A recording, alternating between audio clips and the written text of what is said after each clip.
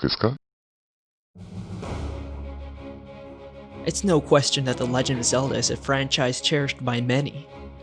Donning the iconic green tunic and pointed hat, countless of us have ventured Hyrule to defeat evil and rescue the Princess Zelda. Whether it's Link waving goodbye to his poor grandmother as he leaves his homeland, or it's the nightmare screaming of Link as he puts on an enchanted mask, or it's the revelation of the mysterious Sheik as the princess, or even if it's just taking in the vast landscape of an ever-expansive Hyrule after having lain dead for over a century, The Legend of Zelda has delivered moving experiences for decades. But this wasn't always the case. There's a specific entry in the series that truly brought the stories to life and completely changed our expectation of Legend of Zelda. Oddly enough, this wasn't achieved through fancy graphics or clunky gimmicks, but rather using the video game as a medium for a story.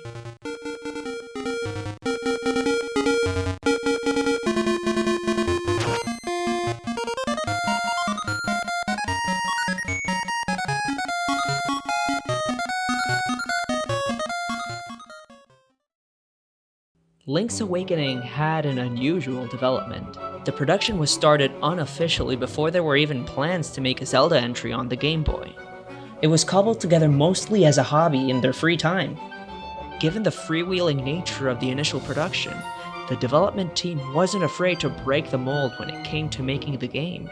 Link's Awakening's director, Takashi Tezuka, said he had the intention of fashioning Link's Awakening with a feel that was somewhat like Twin Peaks.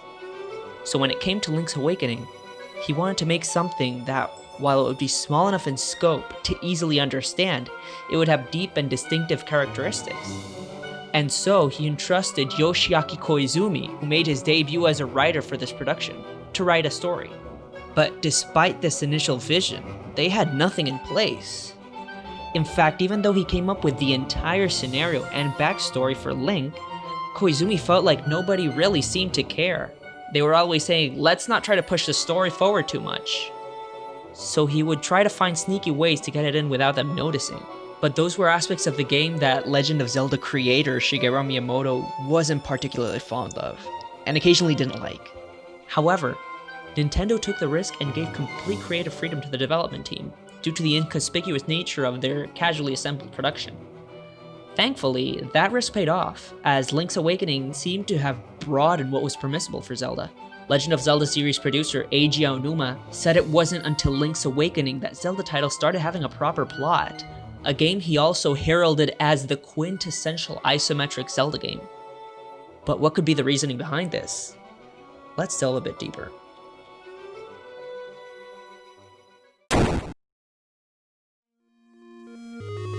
Prior to Link's Awakening, the Legend of Zelda entries had the main objective of saving Hyrule and defeating Ganon, the Demon King.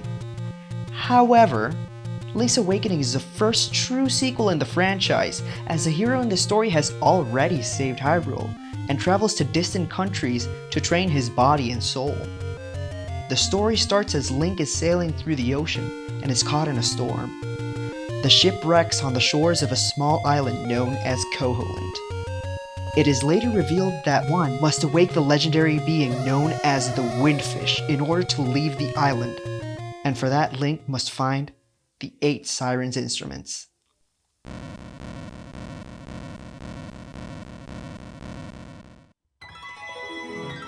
But the interesting question is how, not what. Link's Awakening is the first Zelda game to be jam-packed with something previous titles lacked: personality.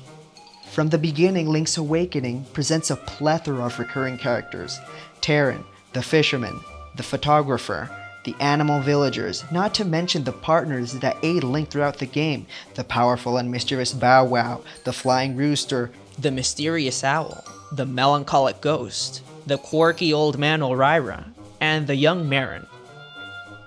Another major addition to the game was the introduction of cutscenes to the series.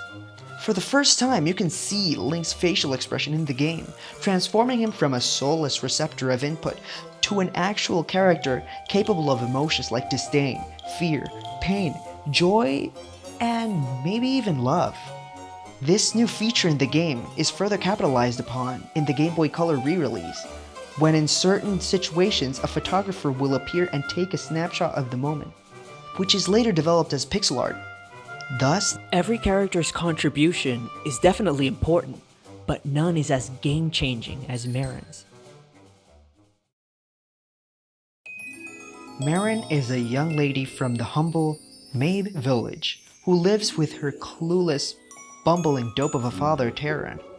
She likes to sing for people and animals alike and stroll along the beach. The game kicks off with Marin rescuing Link at the shipwreck on Taranbo shores. She recurs throughout all the game as Link gets to know her better and better. About halfway through the game, Marin needs to be escorted to the other side of the island, but first, Link must meet her at the very shores where she first found him. When Link gets there, the game calmly takes its time and plays a cutscene where Marin expresses her yearn for adventure and for the world. She feels trapped in her homeland. Link was the first person she met who is from beyond the sea, and he gave her hope of a life beyond Koholint Island. The entire setting comes together through the sighing waves, crying gulls, and the colorful view of the shores as an emotional high point in the entire Zelda series. Here, Link's Awakening does something different. After what might be one of the most touching moments in the Zelda game, Marin and Link set off together, but Marin is always interacting, always reacting to Link. This quest gives you the opportunity to engage in trivial, menial activity with Marin, such as checking out the local scenery, playing a claw game for prizes, and even borderline animal abuse. The game makes it meaningful, given what she does and what she says. This seemingly minor detail is substantially more meaningful, given that the interaction is not through a cutscene or a monologue, but through your actual input. Link's Awakening even suggests this entire event is akin to a date. It's a touching amount of attention to detail, resembling that of the cult classic Mother series. Following these events, there is a certain shift in the tone of the game. After clearing a dungeon mid-boss, an ancient stone tablet reveals that this island is but a dream upon the eyelids of the windfish, and if the dreamer wakes from his dream, every single one on said island shall cease to exist like a bubble to a needle.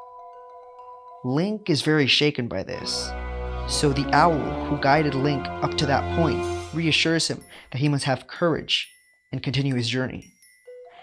As Link progresses through the main quest, you realize the windfish is being plagued by nightmares which manifest as monsters all along Koholint Island.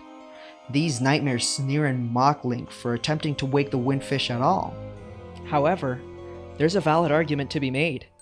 Why leave the comfort and security of your loved ones? Why not hold on tightly to that which you cherish?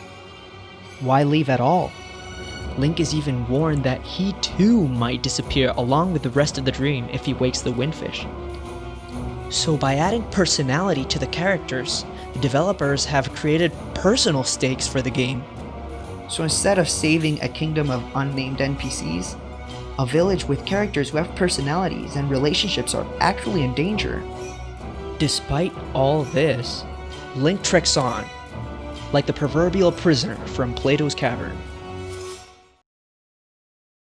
When Link finally enters the domain of the windfish, he must face off one final nightmare. This final nightmare takes on the appearance of the most powerful foes Link has yet faced, which he must defeat successively. However, when Link finally emerges victorious, a winged, whale-like creature comes into view, the windfish.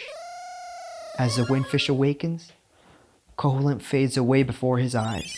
All his friends, all his foes, from those who swore vengeance to those who loved him, disappeared as suddenly as he had encountered them. It was just him and the windfish, until Link awoke, cast away in the middle of the ocean. Koholint exists now only in their memory. On the surface, Link's Awakening could seem like just another entry in the Zelda franchise. However, what's revolutionary is how this game takes advantage of the medium so we can partake through our own actions in an experience not unlike a dream. To quote Link's Awakening's writer Yoshiaki Koizumi, "If you think about games only as a thing you interact with, you're missing the possibility of immersion." In Link's Awakening, Link's courage is tested alongside us instead of before us. He must put on the line all the people that he met and cared about in order to save them from the never-ending nightmare and awake from the dream. And when Link awakes, he finds himself drifting in the Great Sea, alone, dispossessed, but finally awake. This ending is a bittersweet one that tells us no matter how good, dreams must end, and anything else would be a nightmare. But after awaking and being totally stripped from everything and everyone, Link rejoices. because he finally is truly free. Paradoxically, only by waking could he finally rest and find peace. Thus, awakening is not the demise of the dream, but rather the growth or maturation of it. Because despite the harsh reality that is awakening, the end of dreams, it is the only way we could ever grow from it and dream a new dream.